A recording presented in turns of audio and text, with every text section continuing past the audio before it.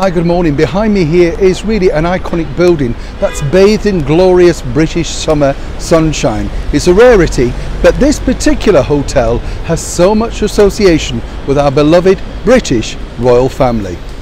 And an iconic building, as I say, behind me.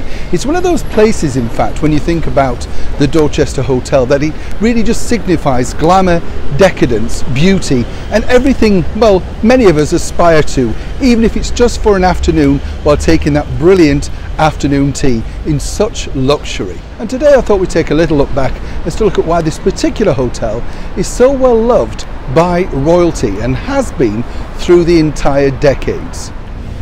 It all started way back on April the 20th, 1931, when Sir Robert McAlpine created a vision for what he considered to be the perfect hotel. His vision became a reality when the Dorchester finally opened its doors on April the 20th, 1931. The state-of-the-art design was built in record time in just over 18 months. Now get this, that was at the speed of one floor a week, to become the world's first hotel to be constructed from reinforced concrete. Now, the Dorchester for me has many happy memories too, simply because it was here that I signed a major contract with a huge US network to cover the royal wedding of William and Catherine. Little did I know that the executives who took me for dinner that night couldn't stand the sight of each other, but that is another story. Also, it was here that I was absolutely thrilled and honoured to interview a legend, a true legend, the singing superstar that is Tony Bennett. And what was going to be just a short 10-minute interview turned out to be just under an hour in one of the glorious suites here at the Dorchester. Tony loved it so much we became firm friends, and that interview then became screened across America. It's one of the highlights of my career. But back to the royal story. It's simply because the Dorchester, as I say, is one of those places that even if you can't afford the price of a cup of tea in here, just go in and marvel at the sheer luxury. It is a brilliant place just to wander around in, and they are very welcoming, I have to say that.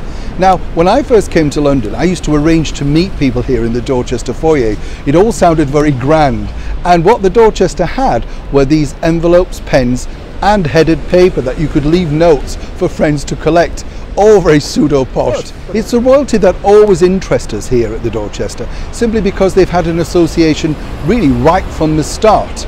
Princess Margaret and the then Princess Elizabeth used to attend many children's parties here. In fact, they loved it so much that they were able to come just with their governess and not that much security. That's how secure the hotel was. But it was really during World War II that the hotel became a safe haven, not just for very wealthy guests, but for also members of royalty, members of parliament, and if you could afford it, definitely wealthy guests. It was during World War II that General Eisenhower, Supreme Commander of the American forces in Europe, stayed at the Dorchester while planning the Normandy invasion. The Eisenhower Suite is decorated to this day in his honour with historical memorabilia. It's certainly worth a look if you get the opportunity, or you save up enough of your own money to be able to have a look round that particular suite, but it is brilliant. It was also here at the Dorchester that I got to meet and have tea with another Hollywood legend in the shape of the wonderful Dame Elizabeth Taylor. Now I became, shall we say, slightly friendly with Dame Elizabeth as she was appearing at, well, down the road at the Victoria Palace Theatre in her very first London play for some time, The Little Foxes. She naturally stayed here. It was a second home here. Now I don't know if you know this, but it was here at the Dorchester that Dame Elizabeth actually found out that she was about to become the highest paid movie star in the world. That was for starring in the 20th Century Fox mega film Cleopatra. And she took that particular phone call in her suite in the bathroom, naturally, no doubt soaking in bubbles with a glass of champagne. That was an iconic moment in Dame Elizabeth's life, not simply because she then became the highest paid movie star in the world, but it also started a battle in the shape of the other reigning queen of Hollywood back in California, Marilyn Monroe, who was about to start her final, well, uncompleted film, Something's Got to Give. And Dame Elizabeth knew that Marilyn was, well, basically very annoyed at the lack of money given to her against La Taylor. You have to remember that Marilyn was picking up £100,000 for making Something's Got to Give, while, more importantly, Dame Elizabeth was picking up $1 million.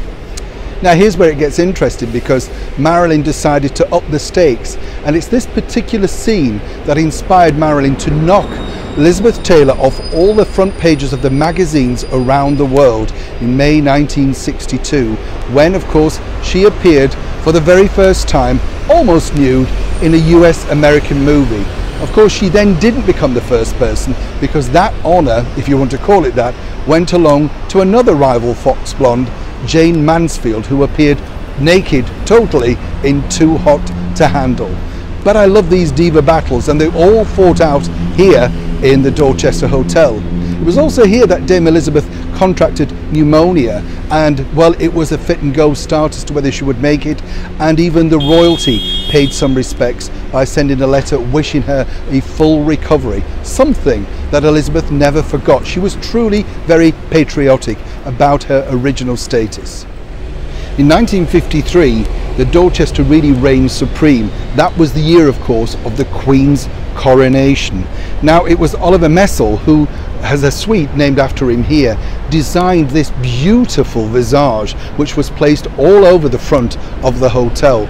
People came from miles just to view it, and it was said that the royal family thought it was the best dressed building in London during that period. Now, there's another great royal connection too, simply because way back in the late 40s, His Royal Highness Prince Philip decided to have his very final bachelor party here at the Dorchester, and there's a lot of infamy around that particular story about how he invited in members of the press and then he broke their cameras so they couldn't take pictures. It's a wonderful story, but it's actually not very true, and I heard that from Prince Philip himself.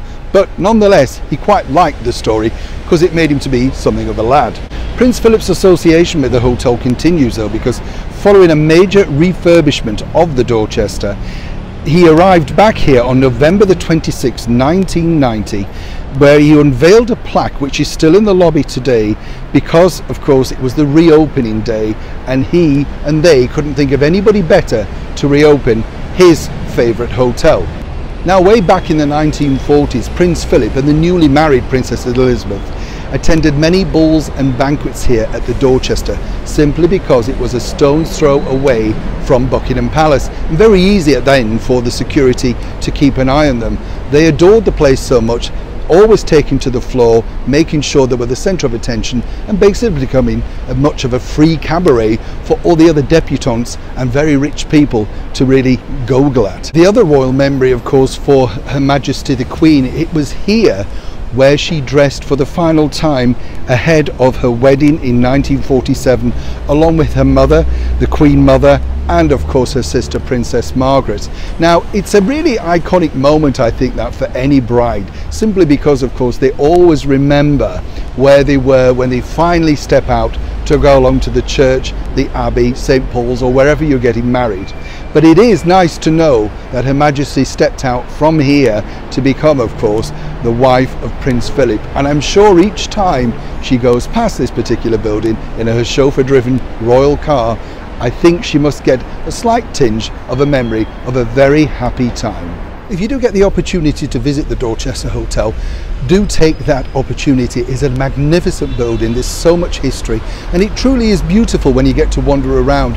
It's a good job that it's reopened after such a terrible time over the last year. There are many wonderful places here in London that you can just seep in history, walk through others, as they say.